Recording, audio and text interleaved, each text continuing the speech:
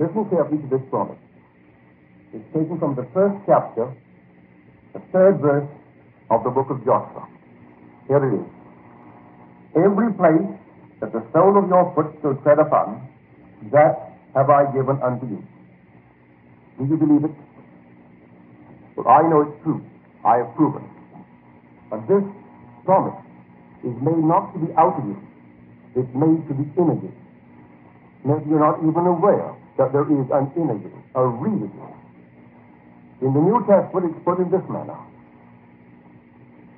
The natural man receiveth not the things of the Spirit of God, for they are foolishness unto him. Neither can he know them, for they are spiritually discerned. We are told the first man, that is the outer man, is of the earth, earthly.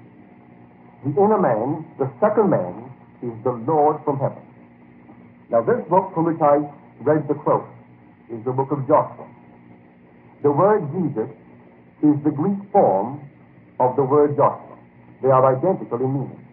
They mean literally to say, there is a Savior in man. And all the promises of the Bible are addressed to that inner man, that second man, that is the Lord from heaven. Not the outer man. The outer man is limited to the evidence of his senses. He is limited to what reason allows, what it dictates. But the inner man has no limitation. Every place that the sole of his foot shall tread upon, the same give I unto you. Now let me show you how it's done. For I was confronted with what seemed at the time to be an enormous problem, an impassable barrier between myself and my objective. I hadn't seen my family in Barbados for the entire war years. So the first ship out of New York City that sailed for the Indies, after the war was over, I sailed with my little family for Barbados. We took a boat that took us to Trinidad, and from there we flew to Barbados. On arrival, my brother asked me when I intended returning to America. Well, this was early January. I said, we are home after so many years. I would like to remain to maybe the end of April and return around the 1st of May. Then said he to me, of course you arranged your return while you were in America. I said, no, I didn't.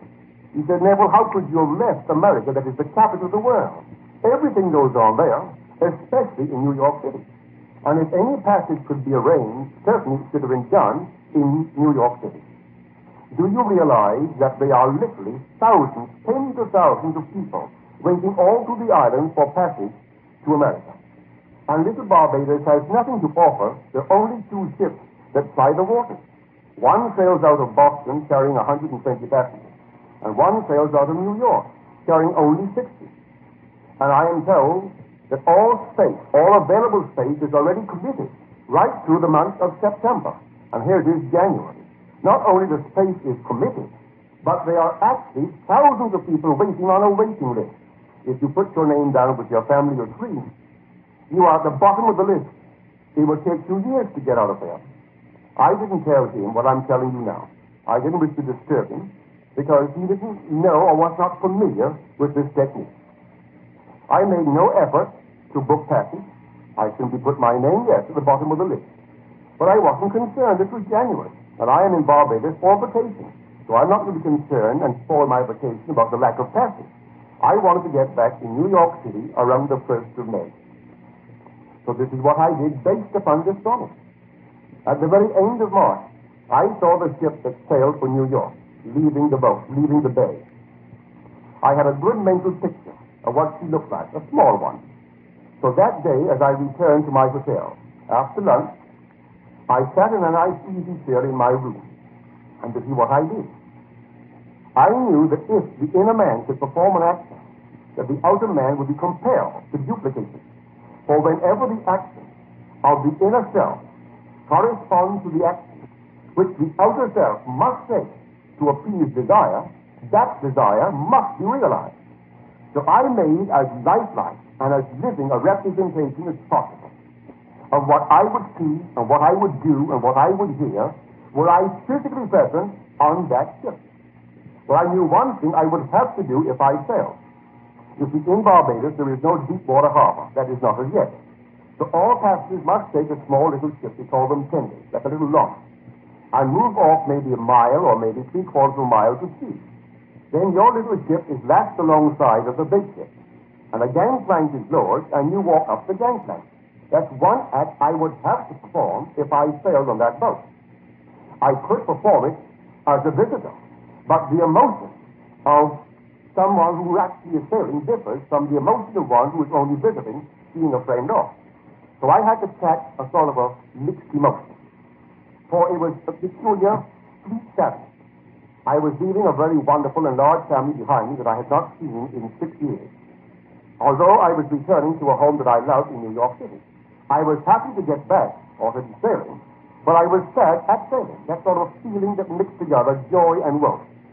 As the prophet says, joy and woe are woven fine, a garment for the soul divine. So I knew exactly what he meant, the experience of mixing these two emotions into something that was a sweet, sweet sadness. So, with fixed in my mind what I would have to do, I, sitting in a chair like I'm sitting here, I first induced a dreamy state. And the reason for that is this.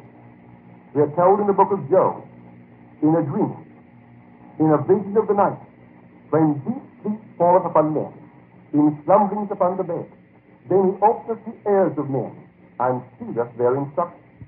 Well, I knew the one who would see it was within me, for God is in man, not on the outside of man. God in you is strong and mighty.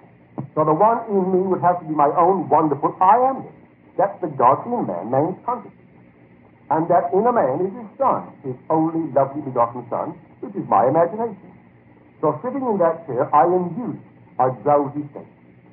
For this is one thing it does for us. That dreamy, drowsy state that borders upon sleep. But you induce it only to a certain extent. If you carry it too far, you go to sleep. And then you lose the control of the direction of your attention. That's something you must always maintain and be under your control, not the control of another. So I had to induce it, but only to a certain point. And just before I slept, I arrested that state. You may say that consciousness is likened to an ocean or to a tide. It ebbs and it flows. The ebb tide is this very moment, when my critical faculties are being exercised.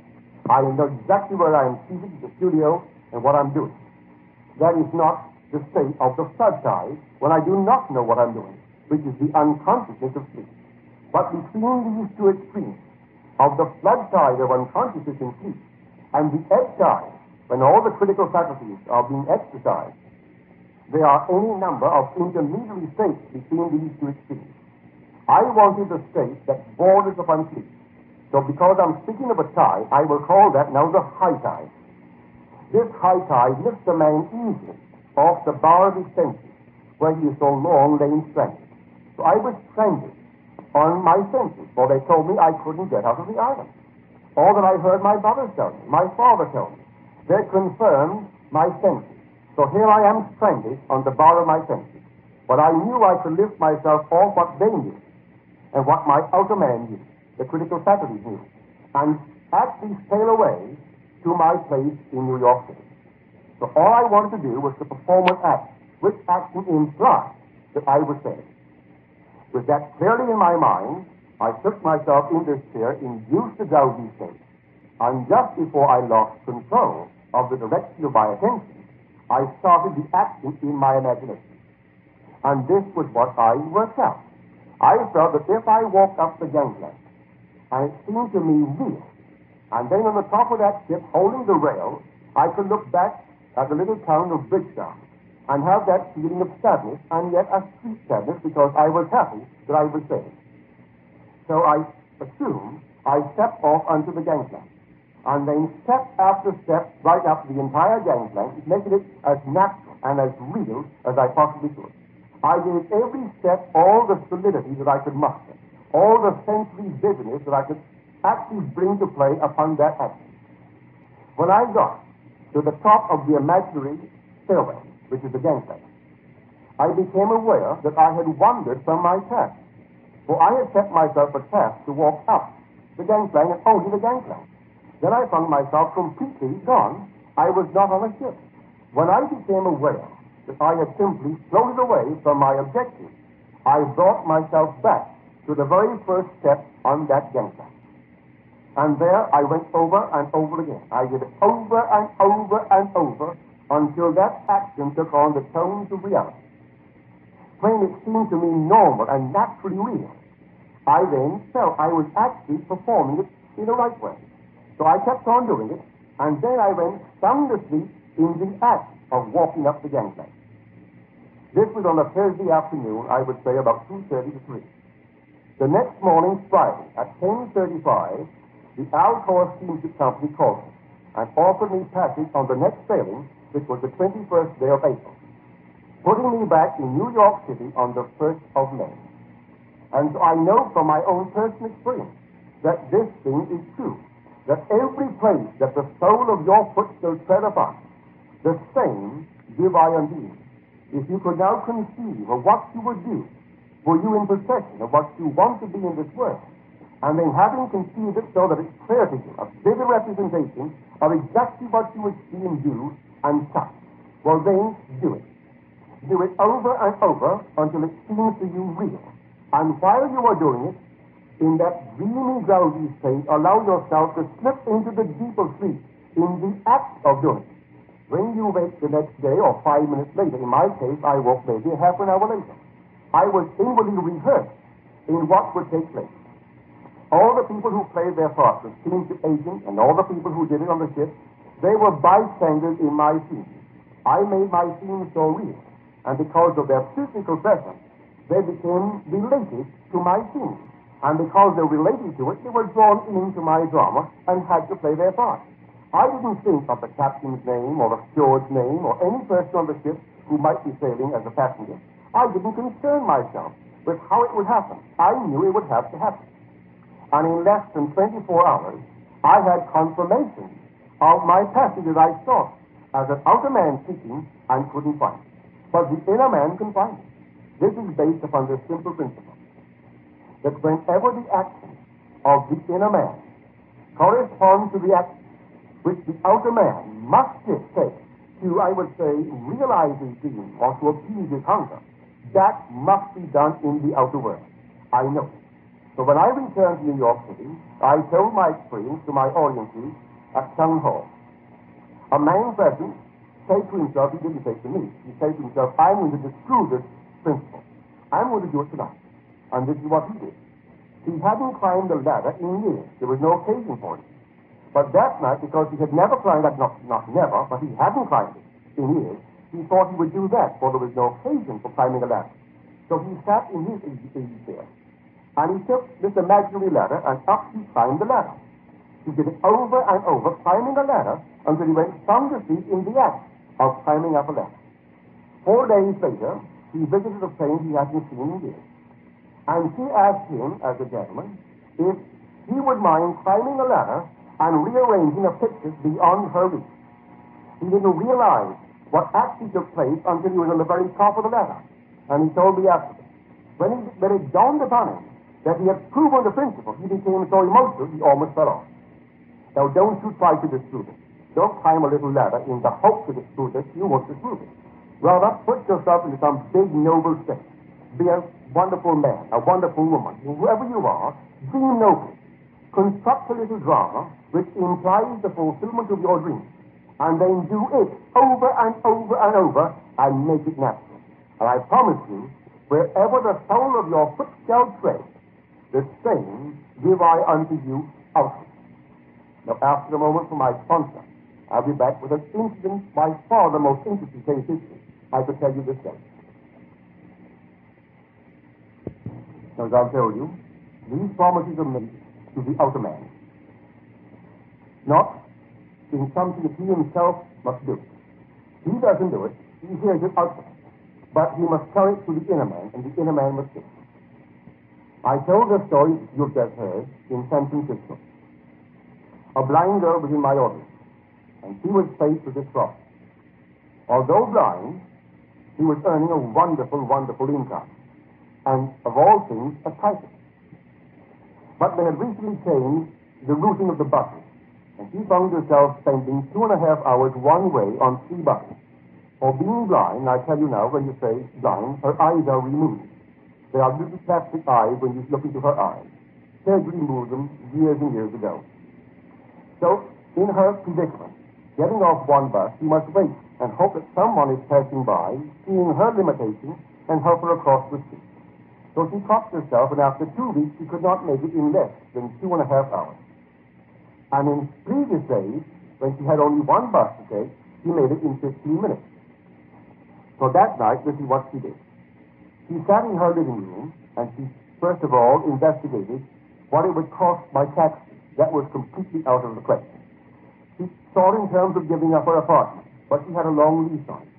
Or all the things that she thought of rashly, she couldn't put into effect. She came to the conclusion that going from her place to the place of work in a car was the only solution. She couldn't afford a chauffeur, and she couldn't drive, for she was blind. But a car seemed to her the only solution. So this is what she did. Sitting in her living room in a nice easy chair, she assumed that she was seated on the front seat of a car. She felt that the person next door was a man. She could always feel his cleavage. Then she felt the rhythm of the car. Then she could smell the gasoline. Then she felt the car move. She felt it stop against what she thought to be a red light. Then she felt the car move on.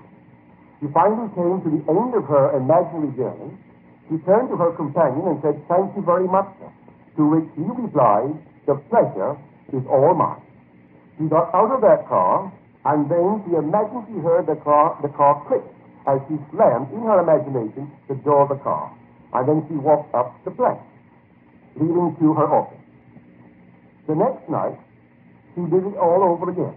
She did it until it seemed to her she was actually on a car. She could actually see herself on a car and riding down the streets of San Francisco, stopping in front of her office building, getting out, thanking her passenger, or rather her driver, and then making her way up the ramp. The second night, right after she had done it and given it the tones of reality, her companion read her the evening paper. And there in the evening paper was the picture of a man who was interested in blind people. Having read the article, she thought she would call him. They looked his name up in the telephone directory and found his name and called him. He said if he was interested in the blind, as said in the paper, but this was no time or place to call him. If she would write him a long, detailed letter of the nature of her problem, he would take it under consideration. She sat down and wrote him a letter and explained her problem, simply a problem of transportation. Next day, when he got the letter, he simply read it and put it in his pocket. On his way home, he stopped in at a place where he stopped every day before returning to his home. And that happened to be a bar. So he stopped in at a bar. He knew the proprietor and had his little martini, whatever he had. And while he was there, he was prompted to tell the blind girl's story.